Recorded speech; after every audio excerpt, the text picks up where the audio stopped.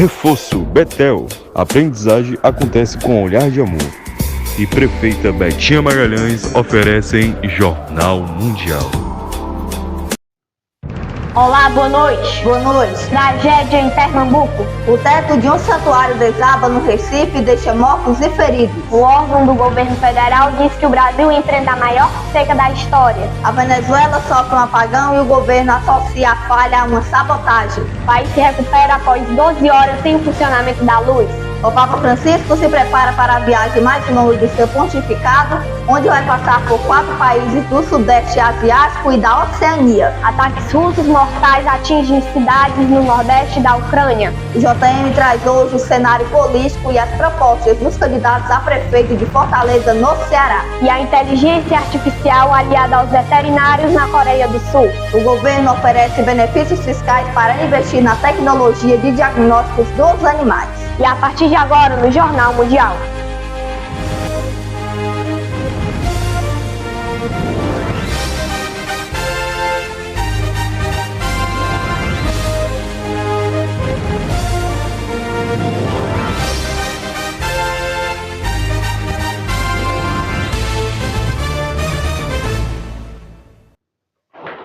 Uma série de ataques russos matou várias pessoas nas cidades do Nordeste da Ucrânia nesta sexta-feira. O presidente ucraniano Volodymyr Zelensky pediu novamente a seus aliados que tomem decisões firmes para fortalecer seu sistema de defesa aérea.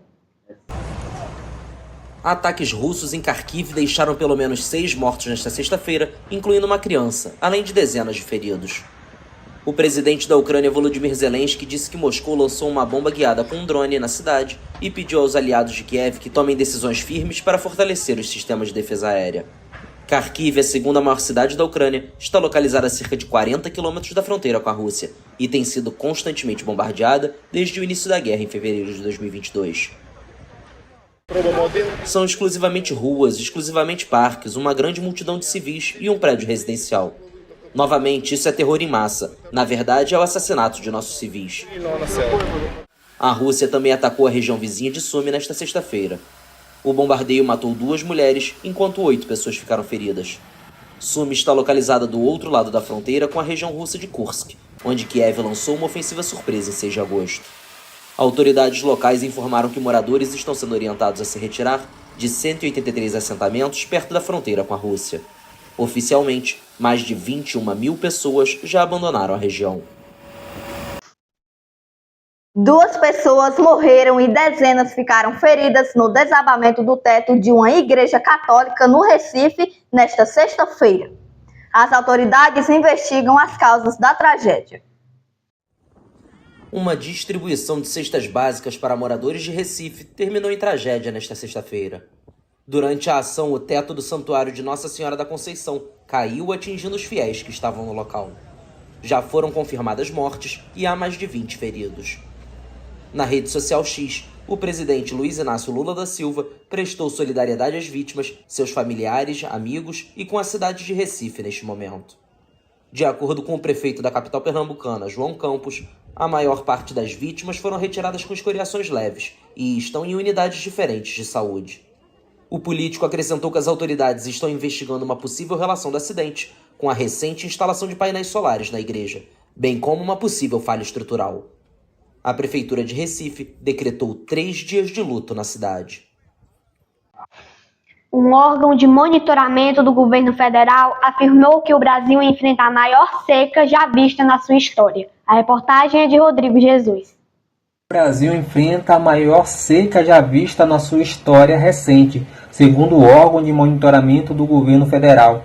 Dados inéditos e obtidos com exclusividade mostram que, pela primeira vez, a estiagem afeta o país de forma generalizada por toda a sua extensão. A única exceção é o Rio Grande do Sul e o cenário é preocupante. O país não deve ter alívio até novembro. A análise é do Centro Nacional de Monitoramento de Desastres Naturais, CEMADEM, órgão ligado ao Ministério da Ciência e Tecnologia, responsável por subsidiar as ações de enfrentamento de crises climáticas. Os dados sobre a seca cobrem um período desde 1950. A série histórica revela que a estiagem se agravou a partir de 1988. De lá para cá, a seca mais severa havia sido registrada em 2015. No entanto, à época, a falta de chuva atingiu apenas uma parte das regiões, fazendo com que os rios secassem e a vegetação pegasse fogo. Neste ano, a seca se espalhou pelo país quase todo e de forma mais intensa, surpreendendo os especialistas. A falta de chuva e os severos impactos na navegação atingem uma área muito maior que a de 2015. Agora, grandes porções do Brasil passam por situação de seca severa a excepcional. A pedido da reportagem, o CEMADEM processou os mapas abaixo que mostram o alcance da estiagem nos últimos anos. As imagens mostram uma série histórica desde o ano de 2012 e é possível ver a gravidade da situação atual. Os dados de 2024 no mapa ainda são parciais, pois considera os meses de janeiro a agosto deste ano. Por isso, o cenário que já é ruim pode piorar. Hoje, mais de 1/3 do território nacional, o que equivale a mais de 3 milhões de quilômetros quadrados, enfrentam estiagem e sua pior versão, o que traduz em cidades isoladas no norte do país por conta dos rios secos impedindo a navegação, fogo espalhado por todas as regiões, sufocando a população com a fumaça e causando problemas respiratórios, rios em níveis tão baixos que o Operador Nacional do Sistema Elétrico, a ONS, que controla o abastecimento de energia no país, anunciasse a ativação de termoelétrica para substituir a demanda. Um apagão registrado na madrugada desta sexta-feira deixou a Venezuela na escuridão, incluindo a capital Caracas, informou o presidente Nicolás Maduro, que atribuiu esta falha a uma sabotagem do sistema e a uma tentativa de golpe de Estado. Após 12 horas sem funcionar, o serviço de energia começou a ser normalizado. Sabotagem do sistema e tentativa de golpe de Estado. Esses foram os argumentos apresentados nesta sexta-feira pelo governo venezuelano para explicar o apagão que deixou grande parte do país na escuridão, incluindo a capital Caracas. É uma nova sabotagem elétrica. Nós a experimentamos em 2019. Sabemos o que nos custou em 2019. Sabemos o que nos custou recuperar o sistema elétrico nacional desde então. E hoje estamos enfrentando isso com protocolos anti-golpe. A interrupção ocorreu de madrugada e afetou de forma total ou parcial os 24 estados do país, onde as falhas são frequentes. Segundo o governo, a rede já começou a ser energizada e alguns setores de Caracas começaram a receber energia elétrica. Antes de 28 de julho, durante o 28 de julho, e esse pouco mais de um mês, 30 dias que se passaram, o que ativamos é um plano antigolpe, porque em vez de comparecer às eleições de 28 de julho, a opção do fascista da extrema-direita foi destruir nossas instituições.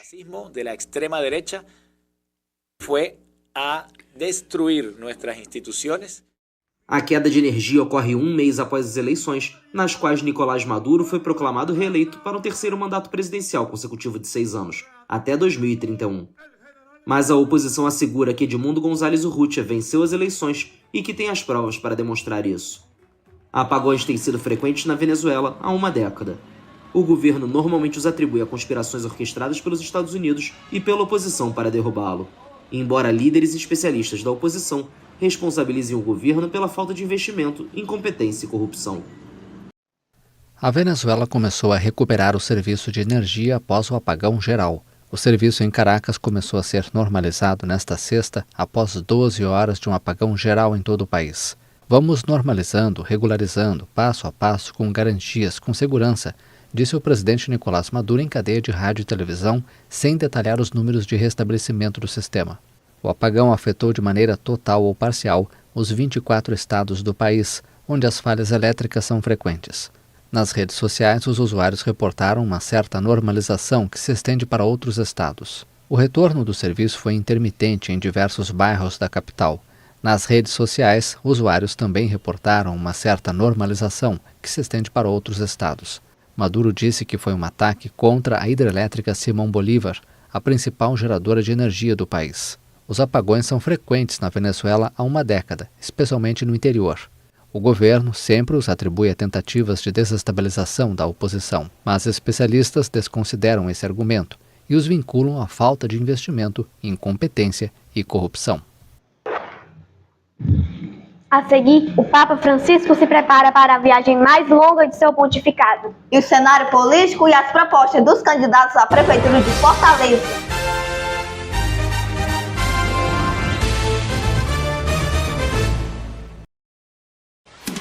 Jornal Mundial é patrocinado por Prefeita Betinha Magalhães, Ebert Importados, a loja mais amada de Camusim, e Reforço Betel. A aprendizagem acontece com um olhar de amor.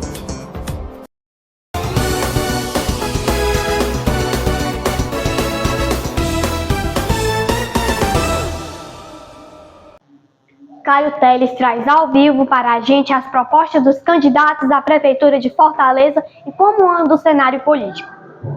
Caio, boa noite. Oi, Vitória, boa noite para vocês aí no estúdio e a todo mundo que nos assistem aqui. Olha, todo mundo se pergunta quais são as propostas dos candidatos e hoje a gente vai falar de Fortaleza. Vamos lá. Hoje vamos conferir, primeiramente, André Fernandes, o candidato do PL, defende fazer uma reforma administrativa na Prefeitura de Fortaleza. O objetivo é reduzir para 27 as 49 estruturas que compõem a gestão municipal, em nível de secretarias, né? No âmbito da segurança pública, ele propôs a criação dos ROMUS, que ele fala desde o começo da sua campanha. ROMUS, as rondas ostensivas municipais, por meio da Guarda Municipal. O político também apresentou propostas para a educação, abre aspas, e fala dele, em todas as localidades em que a população fortalezense não é atendida com creches, eu vou levar uma creche. E se não for possível construir uma creche, eu vou dar para as famílias de baixa renda o Vale Creche.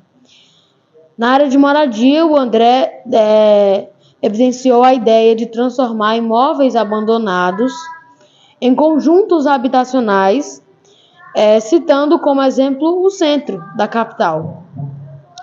O deputado André Fernandes também anunciou como promessa a implementar a Casa do Autista aqui em Fortaleza. Agora vamos para o candidato Capitão Wagner. O candidato do União Brasil, ele apontou como uma proposta expandir o passe livre estudantil. A ideia, segundo o candidato, é ampliar os dias de funcionamento para o fim de semana e também incluir pessoas de baixa renda. No âmbito de limpeza pública, Capitão Wagner prometeu acabar com a taxa do lixo, que ele cita desde o começo da sua campanha, criando o programa Zero Lixo e Zero Taxa. A pauta de segurança pública também foi enfatizada nas propostas do candidato. Ele prometeu criar o programa Tô de Olho, pela qual devem ser instaladas câmeras de segurança, câmera de vídeo monitoramento e leitura facial pela cidade, a capital aqui, que é Fortaleza. Evandro Leitão, o candidato do PT, prometeu acabar com a taxa do lixo também. E para a segurança pública, o Evandro prometeu criar o pelotão da Guarda Municipal. Isso em todas as regionais de Fortaleza.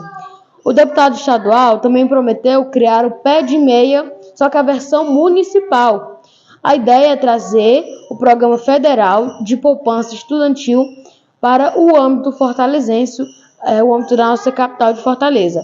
Já as promessas na área da saúde incluem a criação do Cartão Saúde Mais Fácil, que busca expandir o acesso nas clínicas populares e da criação do espaço Girassol, unidade de saúde com atendimento multidisciplinar para crianças e jovens com autismo. Jorge Lima, do Solidariedade. Ao falar de habitação, Jorge Lima apontou que o acesso à moradia digna é um problema muito grande, de acordo com ele, né, de acordo com as próprias falas dele. Para tentar resolver o gargalo, ele alegou que irá contratar um paisagista para pensar cada bairro e criar o Bolsa Aluguel e fazer também uma reforma social. Já sobre a saúde, o candidato afirmou que vai, abre aspas, unir forças da prefeitura com o governo federal. Ele também disse implementar tablets dos postos de saúde para uma avaliação da demanda do posto específico. José Sarto, do PDT, o candidato à reeleição, falou primeiramente sobre segurança pública. Na temática, o prefeito José Sarto ressaltou o concurso realizado para reforçar o efetivo da Guarda Municipal, com até 500 já expulsados e outros 50 aguardando um curso de formação. Desculpa, só o erro, 500, tá? Ele também disse que vai criar uma nova modalidade. E sobre a saúde, Sarto destacou entregas que fez durante o seu mandato e disse que vai concluir a reforma do Gonzaguinha da Messejana até setembro deste ano. Ele também disse em fazer mais dessas coisas se for eleito. Ele prometeu também reduzir filas de espera de exames e de cirurgias, pactuando com a iniciativa privada. E para a educação, o atual gestor prometeu ampliar também o passe livre estudantil para valer também aos finais de semana. Atualmente, a política deve ser utilizada apenas em dias de período letivo. É uma proposta de outro candidato agora também, né? Décio Nunes, do PSOL. A pergunta foi sobre o que ele faria para resolver o problema da oferta de moradias dignas para a população em situação de vulnerabilidade social. Décio Nunes prometeu zerar o déficit habitacional da capital e melhorar a infraestrutura e serviços públicos em conjuntos já existentes sobre o meio ambiente. O postulante do PSOL disse que o desmatamento será zero e que vai apostar em uma política de reflorestamento para minimizar problemas da cidade, da capital de Fortaleza. Isso como alagamentos, por exemplo, né?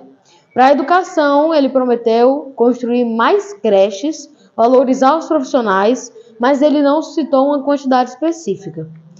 Na área de segurança pública, o candidato do PSOL disse que a Prefeitura de Fortaleza precisa oferecer política pública eficiente para disputar os territórios e não perder vidas para o crime organizado. Eduardo Girão, do Novo, segundo o plano do atual senador, a atenção da saúde será focada em políticas de pronto atendimento, além de medidas de prevenção de doenças, como apoio ao esporte, à cultura e lazer acessível. Ele ainda destacou a criação do cemitério municipal para pets em Fortaleza. Para a educação, o candidato do Novo planeja ampliar as escolas em tempo integral e as creches também da capital. Outra proposta é a implementação de escolas cívico-militares, isso nas 6 macro-regiões de Fortaleza. Isso como desenvolver o Índice Municipal de Educação, o IDEM, para garantir uma educação orientada por resultados. Nas propostas relacionadas à segurança pública, o atual senador indica-se a criação do botão do pânico nas principais paradas de ônibus de Fortaleza, onde vai acionar automaticamente a Guarda Municipal em algum acontecimento. O dispositivo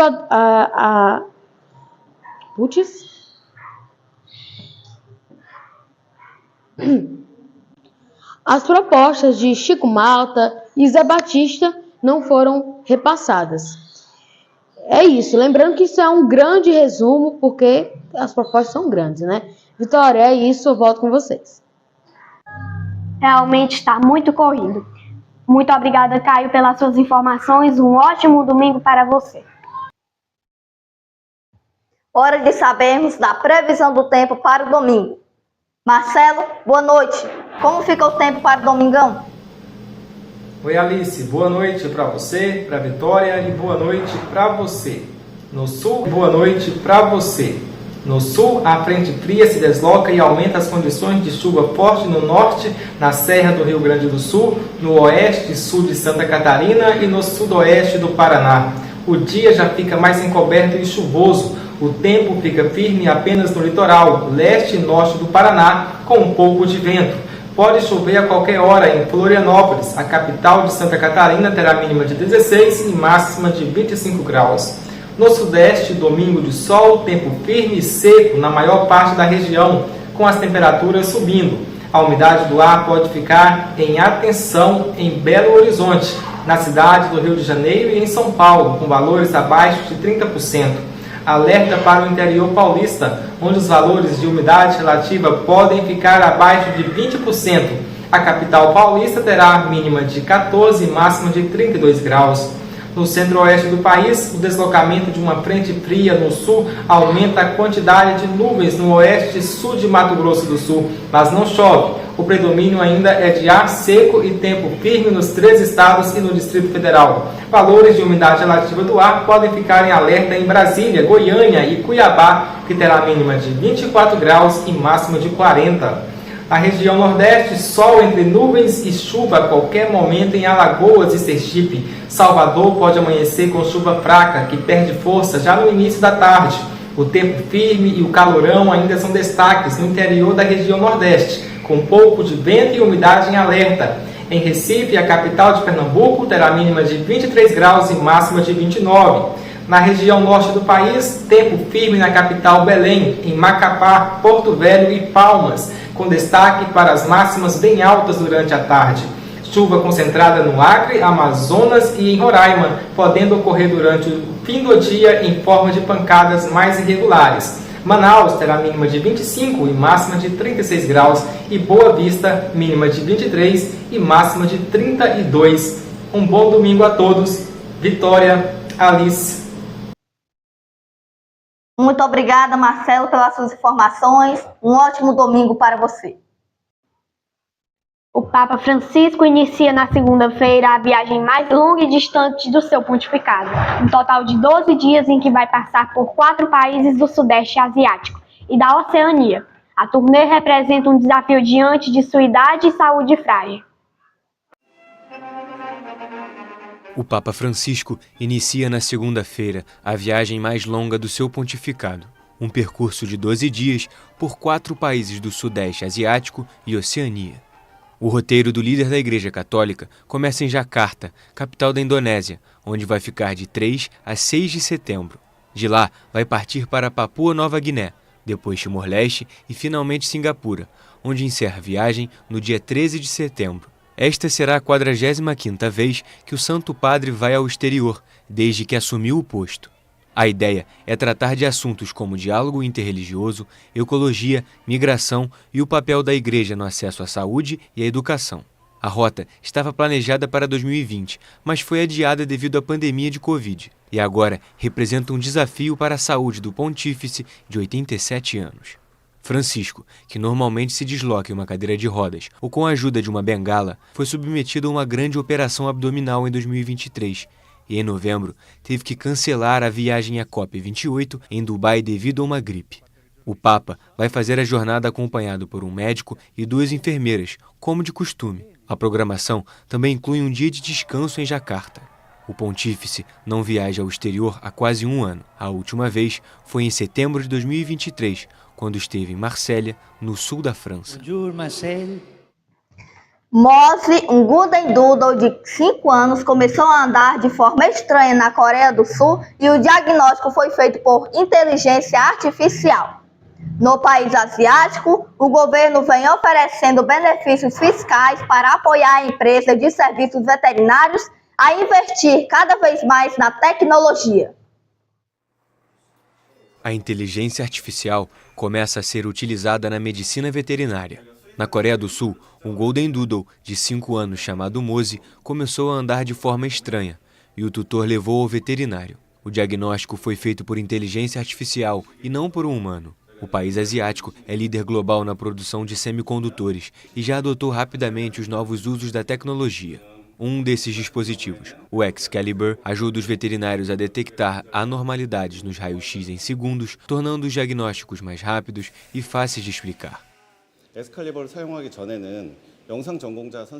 Antes do Excalibur, os hospitais sem radiologistas analisavam os raios-x e tentavam resolver questões, como o que podia estar errado com o animal. Mas agora que a inteligência artificial foi introduzida, o serviço procura por áreas doentes e suspeitas. Os veterinários analisam e resolvem questões de múltipla escolha, como esse pode ter um problema nesta determinada área. Fazer diagnósticos baseado em raio-x se tornou mais eficiente.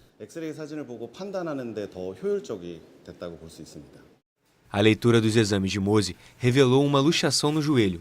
Não era uma emergência, mas exigia cuidados para evitar a cirurgia.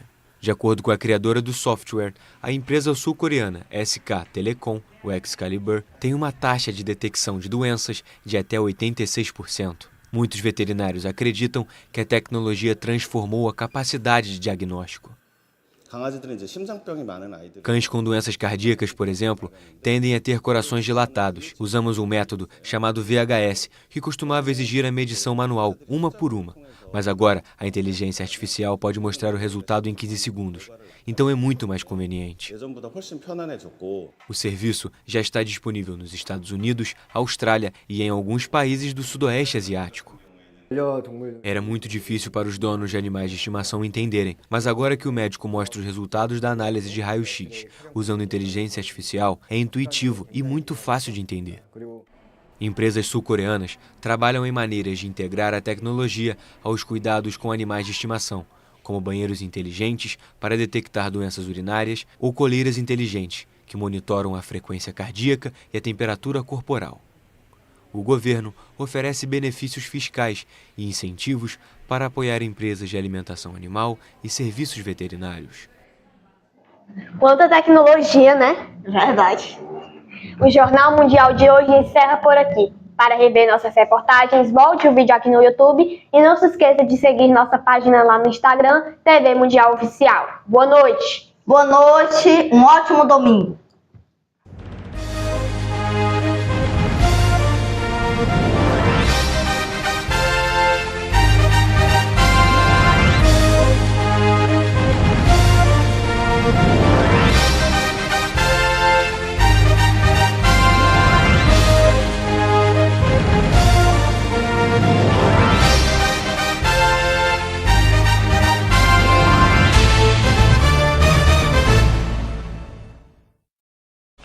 Jornal Mundial. Oferecimento Ebert Importados, a loja mais amada de Camusim. Reforço Betel. A aprendizagem acontece com olhar de amor. É a nossa querida prefeita Betinha Magalhães.